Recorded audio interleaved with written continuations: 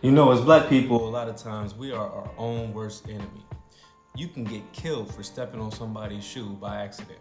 You can get killed for eating the last chicken sandwich from Popeyes and let somebody be behind you that was hungry. You can get killed for the slightest harm that you cause to another black person. But the US government can enslave your people, can take generational wealth from your people, can redline you, can build highways through your neighborhoods, and black people as a group will be scared to even ask for reparations, be scared to ask for the harm or damage that they've caused, that the US government has caused, to be repaired in our communities. To this day, people are ashamed to say the US government owes us and owes our lineage for the generational wealth that has been stolen from our community. All right. But check this out. Today we got an interesting topic. We have somebody who is a psychologist who's going to be speaking to the fears that a lot of the white supremacists, a lot of the people in the US government might have, the reason that they choose to keep the black community, not the whole skin color, but foundational black Americans specifically, down and try to keep wealth from entering our communities. Let's let him talk. He can say it better than me. Check this out. It is the stupidity of man to think that he can do evil, even some monstrous evil, and it won't have any backlash on himself. But of course, it seldom works that way, and the moment he figures that out, he starts looking for a way to avoid the repercussions of what he's done. This is what happened with slavery. In the early 1800s, as it began to look like the end of slavery might be on the horizon, white America started to be concerned that a day of reckoning was coming. The primary fear for the average person was of retribution and insurrection, and that was a reasonable fear. After all, it's illogical to think that you can do to a whole group of people what was done to African Americans and think that they will just take it lying down forever. And of course, there were things like the Nat Turner uprisings. All right, let's be fair. I think that's a reasonable fear to have. You've enslaved people for hundreds of years. All of a sudden, you snap their fingers and they're free. And you think that they don't want any retribution? You think that they don't want to go find the man who's been beating them and raping their wives for all those years?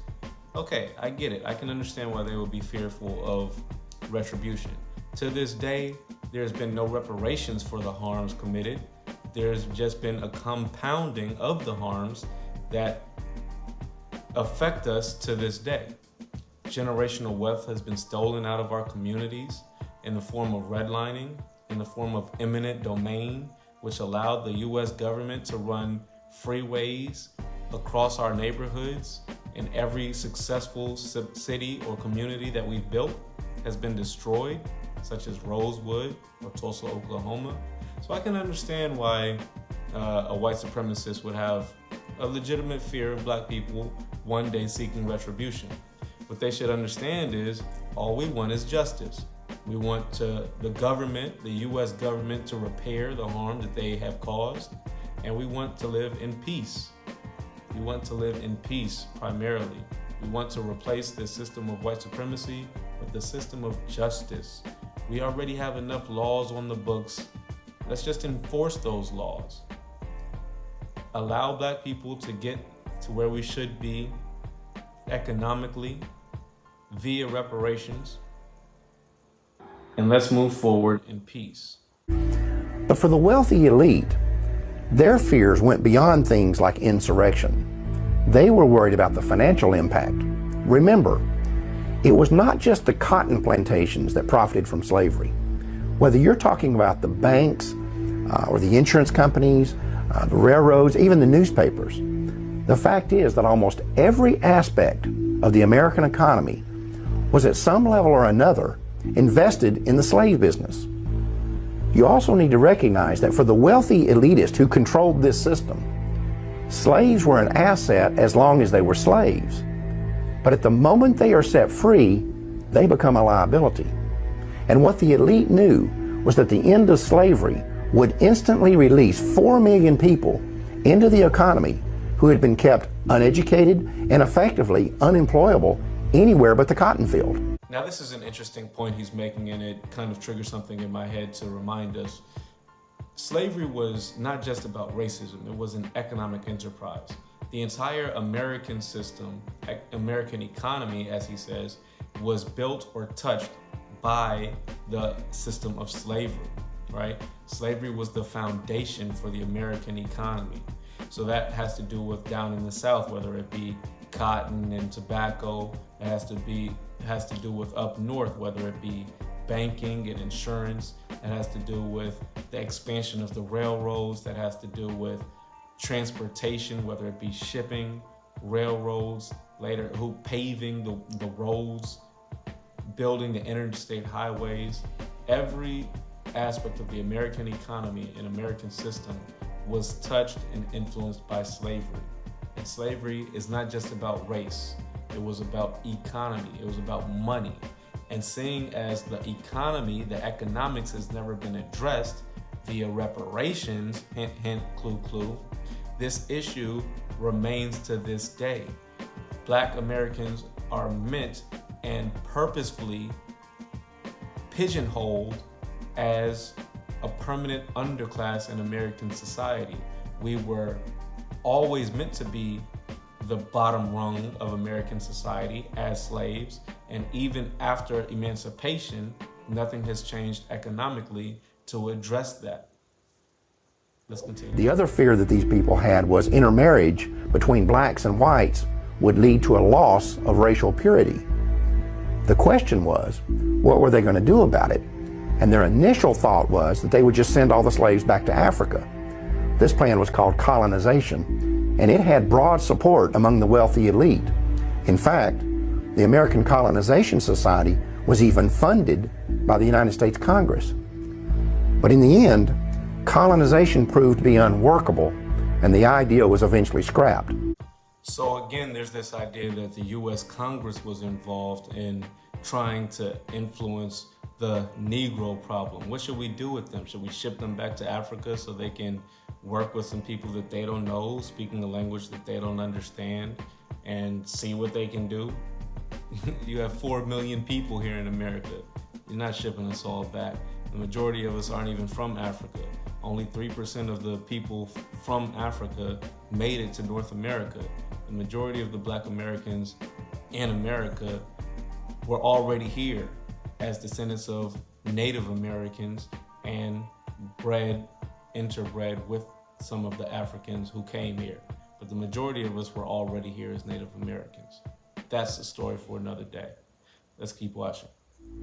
But about that same time, a new philosophy was emerging in the world. It was called eugenics, and for some, it seemed like the perfect solution to what had become known as the Negro dilemma. And that brings us back to today. They couldn't ship us back to Africa. So what did they do? They try to push eugenics.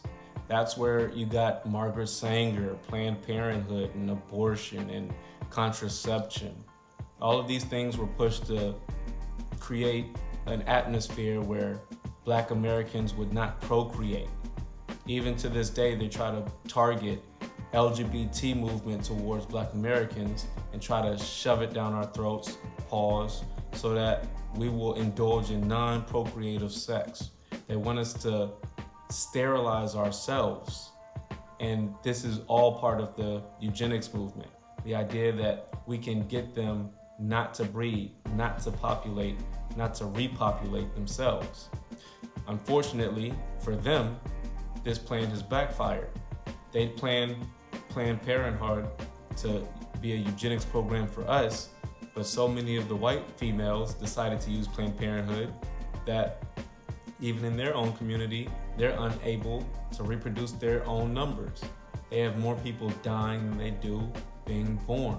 So all the weapons that they use to try to target us are backfiring and target or affecting them. Same as the LGBT alphabet boys, Q, P, all of those letters. You know, they're trying to shove it towards the Black Americans, try to make us accept it, but a lot of times you'll see that they are the ones indulging in that behavior. That's a story for another day. Tell me what you think. If you've made it this far, I salute you. I appreciate your support. Be sure to hit the thumbs up button. If you're new to the channel, smash the subscribe button. I appreciate all my new subscribers. I really do.